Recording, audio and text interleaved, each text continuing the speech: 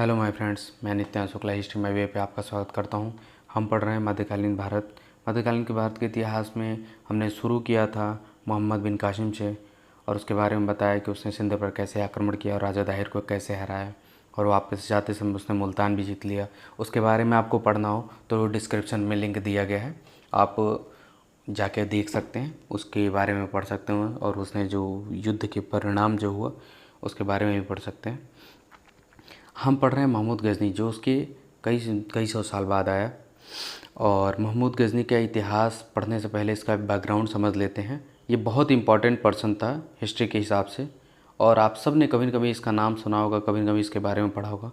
लेकिन हम इसके बारे में पढ़ेंगे, स्टार्टिंग से इसका एक बैकग्राउंड तैयार करेंगे कि जिसकी वजह से क्या था, कि जिससे हमें स्टोरी समझ में आए कि इसने कब कब कैसे कैसे अटैक किया।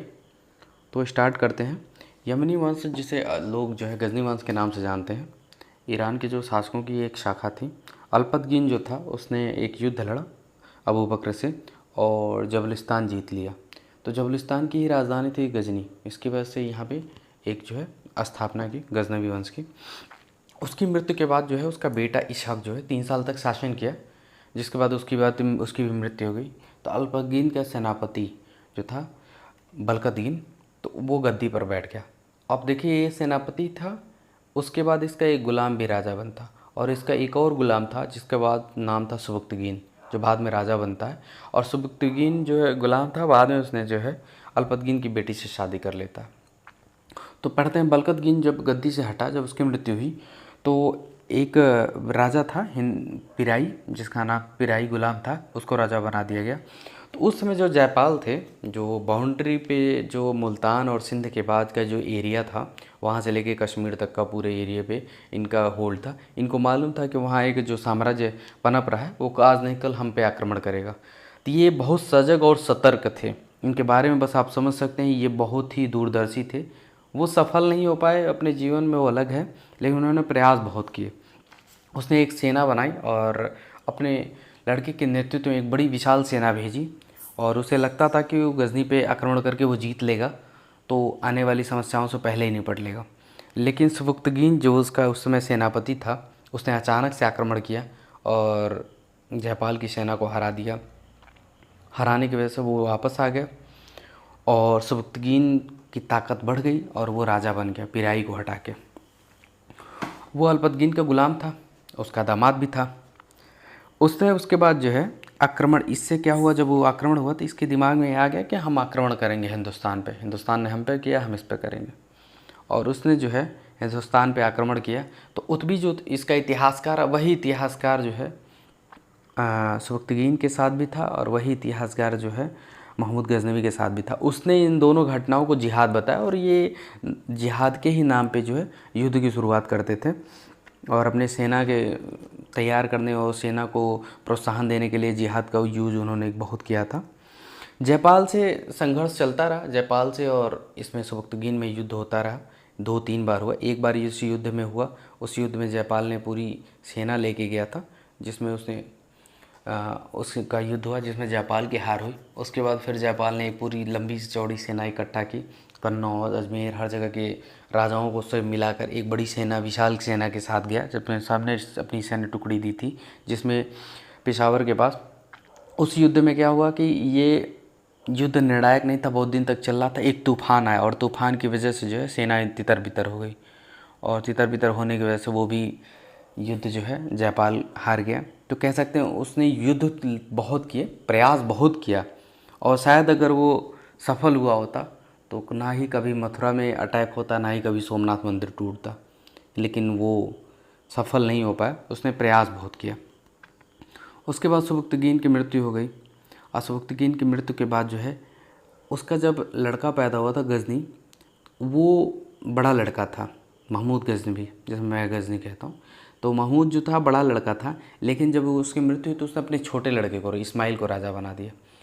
लेकिन दावेदार महमूद था, उसने फिर कब्जा कर लिया गद्दी पे, इस्माइल को हटा के खुद राजा बन गया। राजा बनने के बाद जो है उसने पहले आसपास के अपने इलाकों को जीतना शुरू किया। जो उसके आसपास के इलाके थे उसको उसने जीतना शुरू किया। उसके बाद उसके जीतने की वजह से उसे जो है, जो बगदाद के जो खलीफा थे, उन्होंने उसको उपाधि दे दी। उन्होंने पहली बात एक्सेप्ट कर लिया इसको राजा, उसके बाद उन्होंने उपाधि दी यामिन उद दौला। ये पूछा गया है, यामिन उद दौला और आमिन उद मिलाह। आमिन उल मिलाह और यामिन उद दौला ये उपाधि जो है बगदाद के खलीफा ने दी, ठीक है। और 998 ईस्वी में बैठा, उसके बाद ये मिला, और ये जो उपाधि जब मिली तो कहा जाता उसी समय ये जो था इसने तय किया और शपथ ले ली कि हम भारत पर प्रत्येक वर्ष आक्रमण करेंगे। और प्रत्येक वस्तु नहीं कहा जा सकता, लेकिन इसने 17 बार आक्रमण किया। कुछ इतिहासकार इसको 12 बार मानते हैं और कुछ इसे 17 बार मानते हैं, जिसमें हेनरी लियट ने इसे 17 बार इसे आक्रमण को माना, और बाकी इतिहास लगभग जो है वो 12 बार आक्रमण को मानते हैं। उस समय जो है सिंध और 2 मुस्लिम राज्य थे, सिंध और मुल्तान। मैंने बताया मोहम्मद बिन कासिम जब आया था तो 2 राज्य बना गया था। 1000 ईस्वी से आक्रमण शुरू हुआ और 1001 ईस्वी में जयपाल से आक्रमण हुआ। इसका उद्देश्य बाकी इतिहासकार हबीब और कुछ लोग इतिहासकार जो बताते हैं वो कहते हैं कि जयपाल से आक्रमण और युद्ध लड़ने का उसके पीछे पर्पस था कि उसने हिंदुस्तान से हाथियों को ले जाना था, जिसका वो उपयोग जो है बाकी जगह युद्धों में करता। और इसका उद्देश्य था कि हम अटैक करेंगे, यहाँ पे पैसे लूटेंगे और हाथियों को ले जाएंगे। तो जब ये युद्ध हारा जयपाल, तो जयपाल ने 25 हाथियाँ और 2.5 लाख दिनार जो है देकर युद्ध समाप्त हुआ। उसने जयपाल को छोड़ दिया और उसके लोगों को भी छोड़ दिया। उसके बाद फिर वो ये देखिए गजनी का एम्पायर, इसके बारे में अभी हम बाद में आपको बताएंगे। फिर उसके बाद लगातार वो आता रहा, वो जैसे अटैक करता था और लूटता था, ले जाता था, तो इससे जयपाल तंग हो गए। बार बार जयपाल युद्ध करने की, अब जितनी बार वो लड़ता उतनी बार इसको इकोनॉमिकल लॉस होता, और इकोनॉमिकल लॉस होता तो ये कमज़ोर होता गया। इसकी सेना भी आप तभी बना सकते हैं जब आप पैसे से पावरफुल हैं, तो आपके पास सेना बड़ी रहेगी। तो पैसे की कमी, आर्थिक तंगी होती चली गई। फिर जयपाल जो है इस हार से और अपनी बेइज्जती से तंग आकर उसने सुसाइड कर लिया। सुसाइड, आत्महत्या करने के बाद जो है उसका बेटा जो है आनंदपाल राजा बना। आनंदपाल भी एक्टिव था और अपने पिता की ही तरह था। एक बार जो है महमूद ने मुल्तान पे अटैक करने की कोशिश की तो इसने रास्ते में ही रोक लिया। अब मुल्तान पे अटैक क्यों करना चाहता? मुल्तान भी तो इस्लामिक राज्य था, लेकिन मुल्तान में शिया थे और ये सुन्नी था, तो वहाँ का राजा शिया था। इसने उस पर अटैक किया। अटैक करने से पहले आनंदपाल ने बीच में ही उसको रोका और उसको कमज़ोर करने की कोशिश की और उसे हराने की कोशिश की, लेकिन सफल नहीं हुए और आनंदपाल की हार हो गई। उसके बाद उसने मुल्तान को कब्जे में ले लिया। उसके बाद कहा जाता है कि इनका जयपाल का ही एक पोता हुआ था, उसको उसने इस्लाम धर्म स्वीकार करा के वहाँ पे मुल्तान उसको दे दिया। फिर बाद में फिर आके फिर उसे कब्जे में ले लिया आपने। उसके बाद ये तो इसका युद्ध लगातार होता रहा, छोटे मोटे अटैक करता था, जीतता था, वो चला जाता था। लेकिन इस युद्धों में जितनी बार ये लोग कमज़ोर होते गए, जितनी बार ये वंश थे आनंदपाल के बाद त्रिलोचन पाल, फिर धर्मपाल, ये लोग कमज़ोर होते चले गए। कमज़ोर होते होते हालत ये हो गई कि इन्होंने संघर्ष भीमपाल तक आते आते, धर्मपाल नहीं सॉरी भीमपाल तक आते आते जो है ये युद्ध करने लायक ही नहीं बचे और एक वंश ही पूरा समाप्त हो गया। और ब्राह्मण वंश था, ये हिंदू राज्य था जो कि समाप्त हो गया।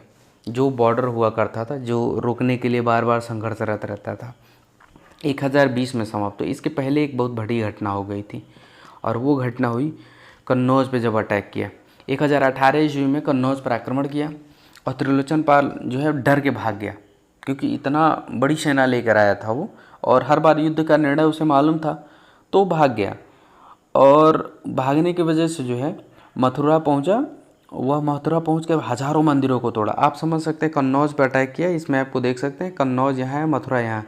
जब ये मथुरा पहुंचा तो मथुरा में बहुत हज़ारों मंदिरों को तोड़ा और हज़ारों मंदिरों को तोड़कर और मूर्तियों को उठा ले गया। मंदिरों को तोड़कर जितने भी सोने चांदी हीरे जवाहरात थे, ये बहुत बड़ा सेंटर हुआ करता था उस टाइम। हिंदुस्तान के धार्मिक केंद्रों में सबसे इम्पोर्टेंट जगह में आता था मथुरा, जिसमें जहाँ पे हज़ारों की संख्या में मंदिर थे, जिनको सबको तोड़ दिए। और वहाँ भी कहते हैं कि एक 5.5 हाथ की एक मूर्ति थी, उसको भी ये ले गया। वो पूरे सोने की बनी हुई थी और उसमें लाल मड़ियाँ लगी हुई थी, जिसकी कीमत 50,000 दिनार थी, उस मड़ियों की कीमत। तो इतनी बहुमूल्य मूर्तियाँ थी जिन्हें उठा ले गया। और उसके बाद इसने 18 के बाद 19 में कन्नौज का राजधानी बना दिया। तो जब विद्याधर राजा थे, उनको ये बहुत बुरा लगा कि त्रिलोचन भाग गया और कोई उसका विरोध नहीं किया, तो इन्होंने विद्रोह किया और बोला जो राजा भागे थे हम उनको सज़ा देंगे।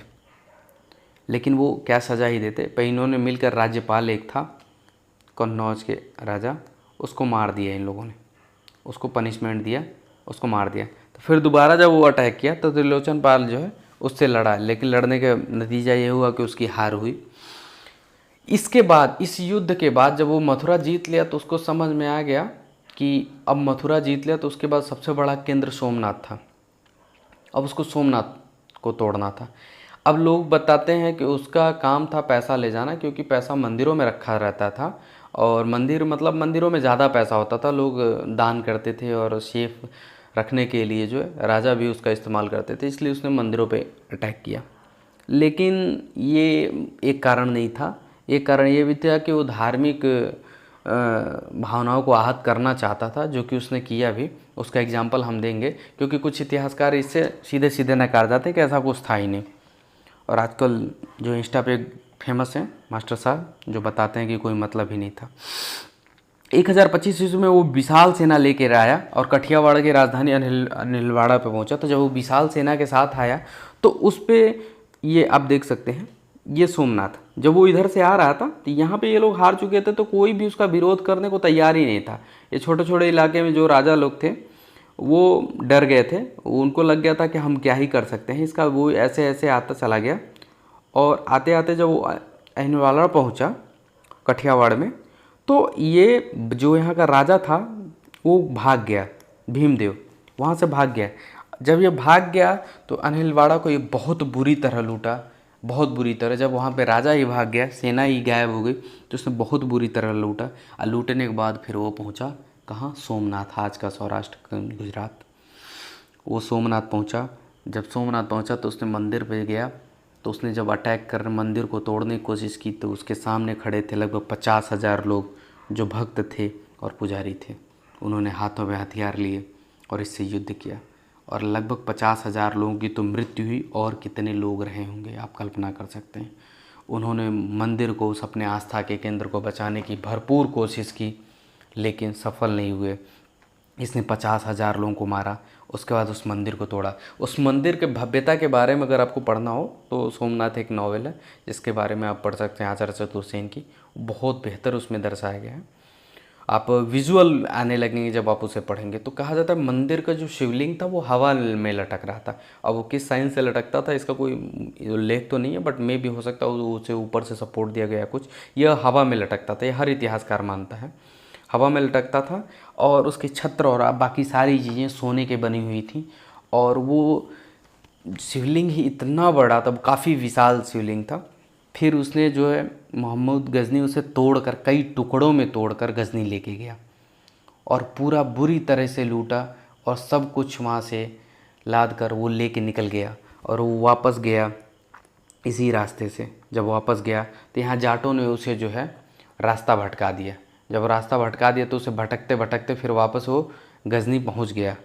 लेकिन गजनी पहुँचने में उसको बहुत मशक्क़त करनी पड़ी, जिसकी वजह से वो जाटों से बदला लेने के लिए उसने कसम खाई थी कि हम आएंगे और निस्तानाबूद करेंगे, और आया और उसने निस्तानाबूद कर भी दिया 1027 ईस्वी में। जो शिवलिंग जो उसने सबसे बुरा बर्ताव किया, जिसकी वजह से लोगों ने बोला कि वो, लोग बोलते हैं कि वो उसका बस पर्पस धन लूटना था, पैसा लूटना था, जबकि ऐसा नहीं था। धार्मिक भावनाओं को आहत करने का सबसे बड़ा एग्जाम्पल कि जब उसने मंदिर तोड़ा तो जो वहाँ पे शिवलिंग के टुकड़े थे वो लेके गया और गजनी की जामी मस्जिद की सीढ़ियों पर लगवाया। आप कल्पना कर सकते हैं पैसे से और उस सीढ़ियों पे लगे हुए शिवलिंग के टुकड़ों से क्या मतलब है। आखिर अगर उसे पैसे ही चाहिए होते तो वो ऐसा क्यों करता। उसको धार्मिक भावनाओं को आहत करना था और वो उसका पर्पस था मूर्ति पूजा को ख़त्म करना, और उसने किया भी। जितना बड़े क्षेत्र मिले उसको, मथुरा में सारे मंदिरों को तोड़ दिया, वो मूर्ति पूजा करने वालों को और मूर्ति पूजा को ही ख़त्म करना चाहता था। और फिर सोमनाथ में उसने शिवलिंग तोड़ दिया। उसके बाद आप कभी जाएंगे, अगर आप आगरा जाते हैं तो आगरा में जाएंगे तो आगरा के रेड फोर्ट में जाइएगा। वहाँ पे एक बहुत बड़ा कमरा है, विशाल कमरा है।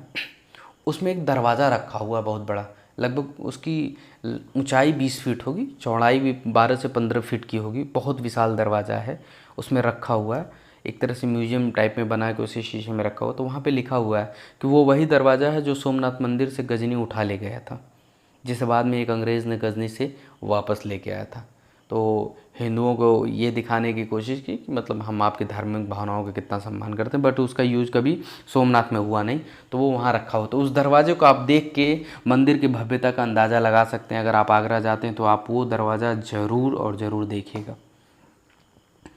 सोमनाथ से वापस जाते समय जाटों ने तंग किया था, जिसका 1027 ईस्वी में आकर उसने बदला लिया और आक्रमण किया, जाटों को परास्त कर दिया बुरी तरह से। उसके बाद उनकी संपत्ति लूट ली, बच्चों को स्लेव बना दिया, औरतों को उठा ले गए। ये उनका पुराना रवैया था, औरतों को उठा ले जाते थे। मोहम्मद बिन कासिम के बारे में भी मैंने आपको बताया था।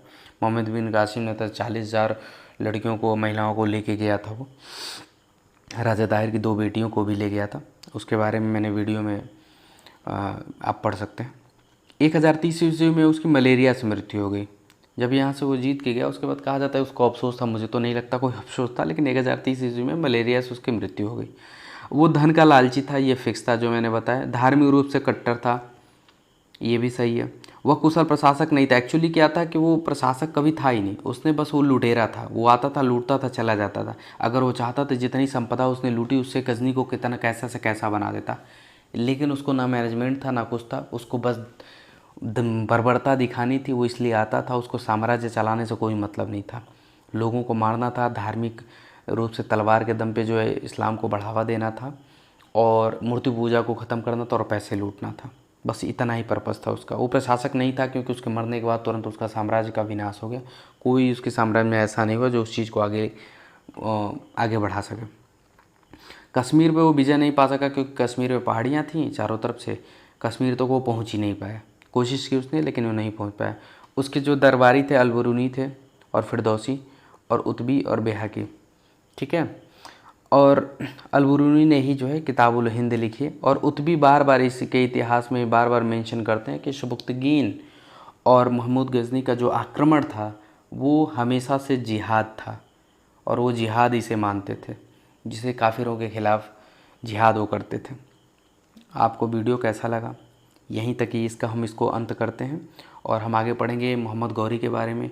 पूरा का पूरा डायनेस्टी पढ़ेंगे, स्लेव डायनेस्टी पढ़ेंगे, गुलाम वंश। उसके बाद जो भी दिल्ली सल्तनत पूरी पढ़ेंगे। दिल्ली सल्तनत के साथ साथ हम पैरेलल साउथ इंडिया पढ़ेंगे।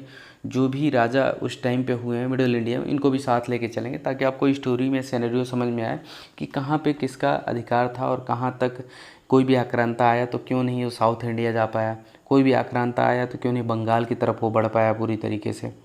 जबकि मोहम्मद गौरी के जो बख्तियार खिलजी था, जो उसका दास, वो बढ़ा था। लेकिन हम उसको बताएंगे कि क्या था जिसकी वजह से वो संपूर्ण भारत पे वो कब्ज़ा नहीं कर पाए ये लोग।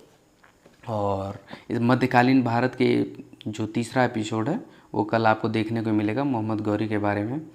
और इस वीडियो को हम यहीं अंत करते हैं। और पहली वीडियो आपको देखनी हो तो डिस्क्रिप्शन में लिंक है। आपको बहुत बहुत धन्यवाद। अगर आपको वीडियो पसंद आती है तो लाइक करिए, सब्सक्राइब करिए, और अगर कोई सजेशन है तो कमेंट में ज़रूर लिखिए कि आपको वीडियो कैसा लगा। कोई भी फैक्ट अगर हमसे छूट गया हो तो आप उसे हमें रिमाइंड करा सकते हैं। बहुत बहुत आपका धन्यवाद।